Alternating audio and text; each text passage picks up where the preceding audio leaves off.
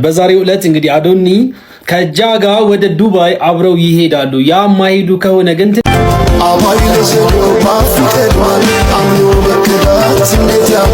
በዚህ ሁኔታ ውስጥ ባለበት ሰዓት ቪዲዮ ቀርጸው የሚለቁ ሰዎች ሊጠነቀቁና ከዚህ ድርጊታቸው ሊቆጠቡ ይገባል።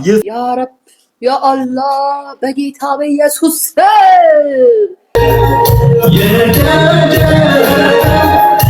ጤና ይስጥልኝ ውድ ቻናል ቤተሰቦች እንዴት አላችሁልኝ? አሁንም በሌላ ቪዲዮ ወደ እናንተ ተመልሻለሁኝ። ስለ ጋዜጠኛ ሶፎንያስ እናወራለን። ጋዜጠኛ ሶፎንያስ ብዙ ነገር እየተባለ ይገኛል። ነገር ግን እንደዚህ በዚህ ሁኔታ ውስጥ ባለበት ሰዓት ቪዲዮ ቀርጸው የሚለቁ ሰዎች ሊጠነቀቁና ከዚህ ድርጊታቸው ሊቆጠቡ ይገባል። ይህ ሰው በሕክምና ላይ ያለም እሱን ቪዲዮ ቀርጾ መልቀቅ ምን የሚሉት ነገር ነው? እንደውም ደግሞ በሕግም የሚያስጠይቅ ነው። የታማሚውን መብቶችም የሚጋፋ ነው። ይሄ ሰው ቀደም ብሎ እንደዚህ ነበር። ነገር ግን በአንድም ሆነ በሌላ ምክንያት አሁን ላይ በዚህ እጅግ አሳዛኝ በሆነ ሁኔታ ውስጥ ይገኛል።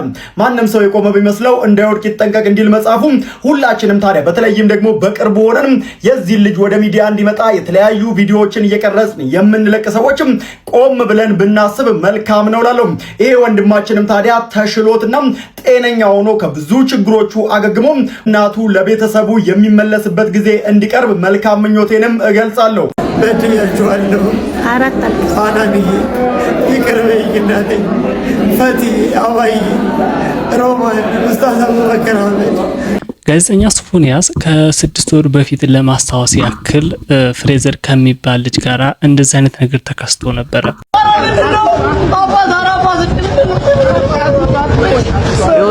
ይሄ ነው። በወቅቱ አብዛኛው ኢትዮጵያዊ በሚባል ደረጃ ይህ ግለሰብ ከኢትዮጵያ ባህል ያፈነገጠ ነገር እያደረገ ስለሆነ ሌላ ነገር ሲባል ነበረ። ያጋለጠው ልጅ እሱ ከዛ ነገር ነፃ ነው አይደለም የሚለውን ነገር እንተውና አብዛኛው ኢትዮጵያዊ ሕዝብ ፈራጅ ነበረ። ግለሰቡ ከስራ ተፈናቅሎ ቀጥታ ወደ ገዳም ገባ። አሁን የምትመለከቱት ውጤት እንግዲህ የሚያስብ ሰው በሚያሳዝን ሁኔታ የሰውነት ለውጡን እያያችሁት ነው። ራሱ አንደበት ሊል የቻለው ይህን ቪዲዮ እንድሰራ ያስገድደኝ እርዱኝ ነው። በቃ ባጭሩ እርዱኝ። የኢትዮጵያን ሕዝብ ይቅርታ መጠየቅ ፈልጋለሁ። ይሰማል? አዎ ሶፎንያስ ጋዜጠኛው ከገዳም ወጥቼ ነው የምደውልልህ። መጀመሪያ አንተ ጋር ነው የደወልኩት።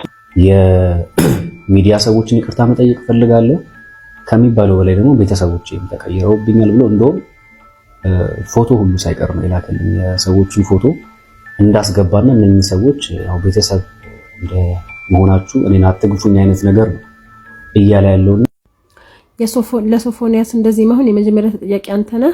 ቀጣይ ደግሞ ወደኛው ሚዲያ ነው እና እናንተ ናችሁ ሶሻል ሚዲያው ላይ አምጥታችሁ እንደዚህ ህዝቡ ማለት እናንተ በውስጥም ሆነ በትልልቅ ሰው ምናምን አላስመከራችሁም ወይ ደግሞ እናንተ አደባባይ ነው ያወጣችሁትና እሱ ደግሞ ታዋቂ ነው ጋዜጠኛ ነውና አሁን በጣም በቃ ጥሩ ነገር እንደሰራ ሰው እየወጣህ ልትመጻደቅ አትሞክር። ምክንያቱም ለሱ እንደዚህ መሆን አንተ ነህ ተጠያቂ። ከዚህ ቀደም ከ6 ወር በፊትም በሌላ ግለሰብ ክህደት ደርሶብኛል ብሎ ምናልባት ከአንድም ወደ ሌላ ሱስ የተሸጋገረ ይመስለኛልና ዛሬ ደግሞ የሰራው ይህ የምትመለከቱት ይቅርታ ቪዲዮ በርካቶችን እያስለቀሰ ይገኛል። እኔ አንዳንዴ ምን እንደሚመስለኝ ታውቃላችሁ? እግዚአብሔር ስራዬን ትቻለሁ፣ በቃ እኔ ደክሞኛል፣ እናንተ ሰለቻችሁኝና እናንተ ፍረዱ ብሎ ስልጣኑን ለኢትዮጵያ ሕዝብ የሰጠ ይመስለኛል አንዳንዴና ይሄ ጋዜጠኛ ሶፎንያስ እኔ ራሴ በግሌ 1-3 ቪዲዮ ሰርቼበት ነበር። ይቅርታ ጠየቀ። በቃ አጥፍቻለሁ ተሳስቻለሁ ብሎ ይቅርታ ጠየቀ። ከሰው ተራ ወጣ አልኳችሁ። በቃ ከዚህ በፊት ጋዜጠኛ ሶፎንያስ ይሄን ነበር የሚመስለው። አሁን ያለበትን ሁኔታዩ ቀንና ማታ የኢትዮጵያን ሕዝብ ይማጸናል። ይቅር በሉኝ እባካችሁ በድያለሁ አጥፍቻለሁ ይቅር በሉኝ ያለ ሕዝቡ ግን ቀንና ማታ ልክ እግዚአብሔር ስልጣኑን አሳልፎ እንደሰጠው ነገር በሱ ላይ ይፈርዳል። ይባስ ብሎ ደግሞ እናቱ ጋር መጣችሁ። እናቱ ያለውን ነገር በትትና አስረዳቻችሁ። እንደዚህ ነው ልጄ እኔንም እንዲህ ያርጉኛል እባካችሁ ልጄ ማሩ፣ እንደ እናትም እንደ አባትም ሆኜ ያሳደግኩት አንድ ልጄ እሱ ነው ምናምን ነገር ብላ ተማጸነች። ከዚህ በላይ ምንድነው የምትፈልጉት? ቆይ ምን እንዲሆን ነው የምትፈልጉት? እኔ የምላችሁ ኢትዮጵያ የእግዚአብሔር ሀገር ነች። ኢትዮጵያ በፈጣሪ የምታምን ሀገር ነች። የኢትዮጵያ ሕዝብ አማኝ ነው የሚባለው የት ነው? አንድ ሰው ኃጢአት ሲሰራ ስለ ኃጢአቱ ምህረትና ይቅርታ እንዲያገኝ ይጸለይለታል እንጂ እንደዚህ አይነት ድንጋይ ውሩሮሽ ድንጋይ መወርወር በግለሰብ ላይ አስፈላጊ ነው? የሃይማኖታችን አስተምህሮትስ እንደዛ ነው? ኃጢአት ሲሰራ ፈራጆቹስ እኛ ነን?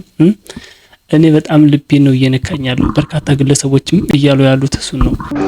እኛ ሰዎች ምን ያህል ከንቱ እንደሆን፣ ምን ያህል የወደቅን እንደሆን፣ ምን ያህል የምንመካበት ነገር ዜሮ እንደሆነ አያችሁ። ይህን ጋዜጠኛ አያችሁት?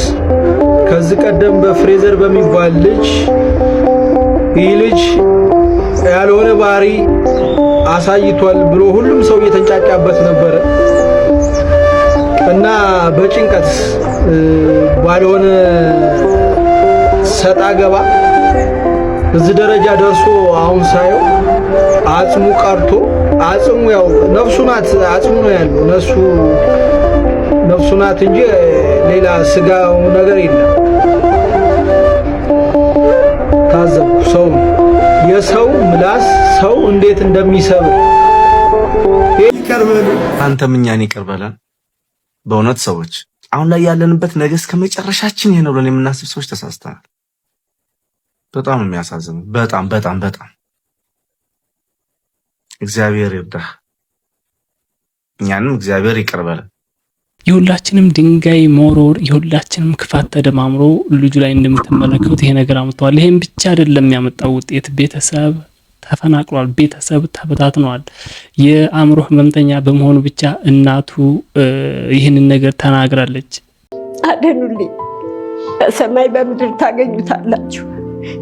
አድኑልኝ ወገኖች። ሶፎንያስ እንደዚህ አልነበረም።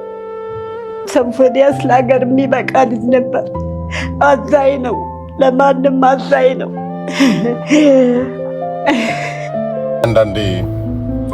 አንዳንድ ነገሮችን ለማስተካከል የምንሄድባቸው ርቀቶች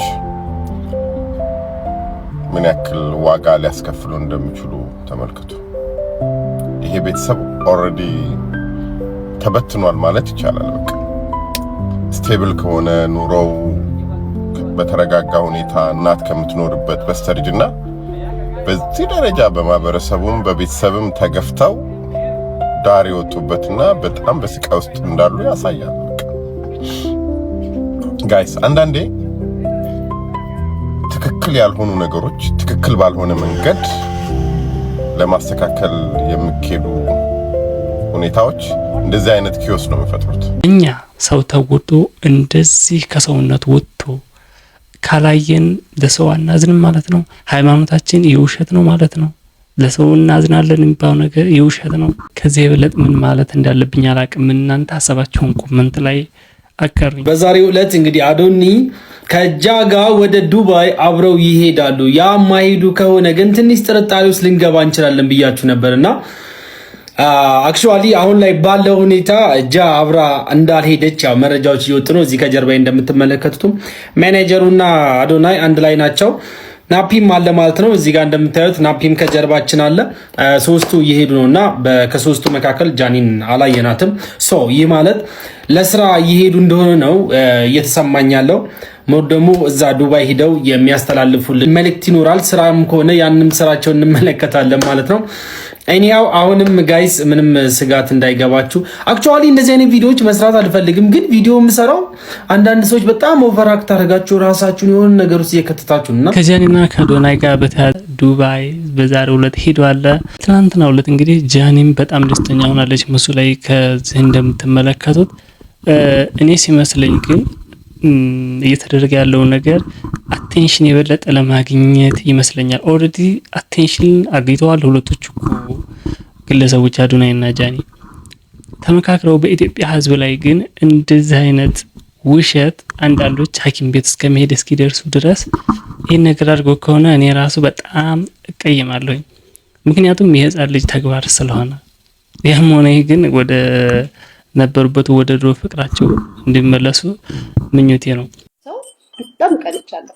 አሜሪካ ላይ በጣም ሚሊዮነር የሚባል ገቢ የሚያገኘውን ገቢ ነው በወር የሚያገኘውን ገቢ ነው እሷ በአንድ ቀን ያገኘችው። ትናንትና በጣም ሚሊዮነር የሚባሉ አሜሪካዎች በአንድ ቀን ያገኘችው ያ በጣም ያስደስታል።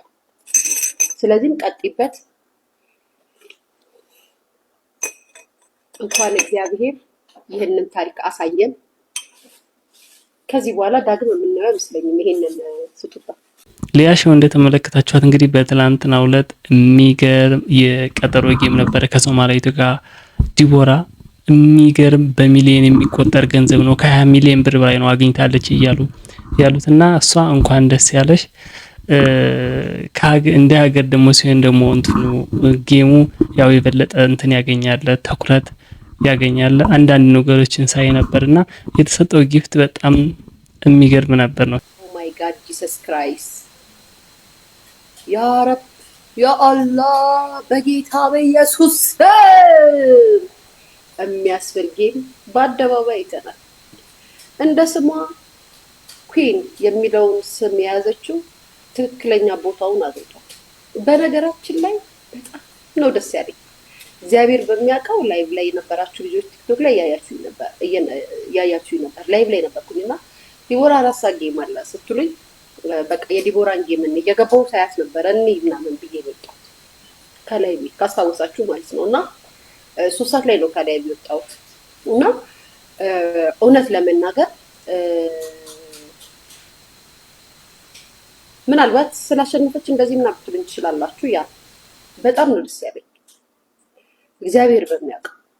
እንደውም የሆነ ሰዓት ላይ ለምን እንደሆነ አላውቅም እኔ ከዲቦራ ጋር ቤስት ፍሬንዴ ምናምን ጓደኛ አይደለችም። የሆነ ሰዓት ላይ ተረጋግጠናል ምናምን፣ ግን የሆነ እምበይን አመጣችሁ ሳላስበው የሆነ ነገር ተሰማኝ እና በነገራችን ላይ ዲቦ ያ ከዚህ በፊትም ባንቺ ጉዳይ ሳይሆን በሌሎች ጉዳይ ተታከሽ ተናግሬሽ አውቃለሁ፣ አንቺም ተናግረሽኝ ታውቂያለሽ ምናምን ያን ያህል መጥፎ ልጅ እንዳልሆንሽ ሁላችንም እናውቃለን።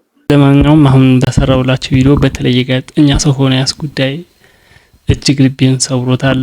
እስኪ በመጨረሻ የምትሉት ነገር ካለ ኮመንት ላይ አስፍሩልኝ። ይወዳችኋለሁ።